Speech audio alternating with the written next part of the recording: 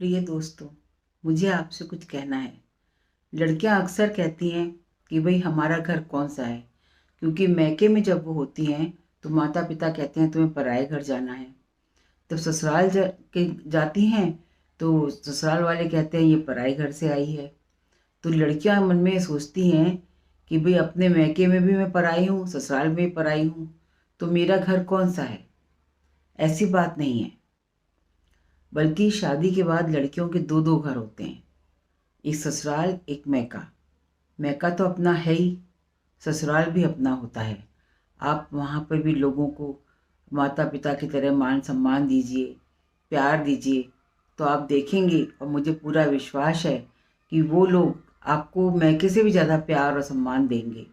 अतः अपनी सोच को बदलिए और दोनों घरों में सामंजस्य बना के चलिए, तो आपके दो दो घर हैं। Thank you.